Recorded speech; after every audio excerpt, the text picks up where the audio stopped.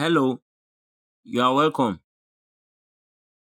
The question here says if m raised power x square all over m raised power y square is equal to m raised power 8 and x plus y is equal to 4, find the value of x minus y.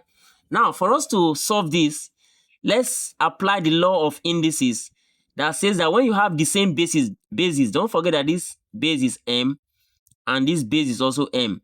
So they have the same base. So in a case like that, what we simply need to do is to take one of the base, and because of the division sign, because they are dividing each other, we are going to subtract their powers. So this power minus this other power. So it's going to be x squared minus y squared. So this part simplifies to this according to the law of indices now. And that will be equal to m raised power 8. Now, don't forget, this is m raised to the power x squared minus y squared, and this is m raised to the power 8. So the bases are the same, m and m. So what we just need to do in a case like that the bases are the same, it means that we can ignore the bases and equate the powers. So when the bases are the same, it also means that the powers are equal. So I can move on and say from there, x squared minus y square, which is the power now, is equal to the power here, which is 8.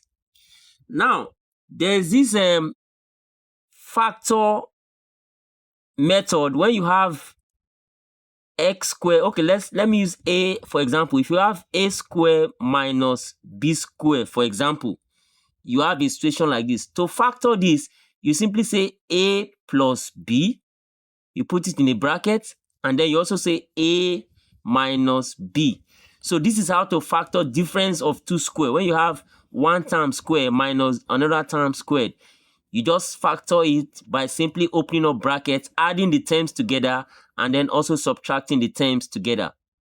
Now, when we do that, with this now, we can apply it here. So to factor this difference of two square, which is x square minus y square, we simply say x plus y, and then also x minus y. So if we expand this, it's going to take us back to this, and that will be equal to the 8 that we have on the right hand side.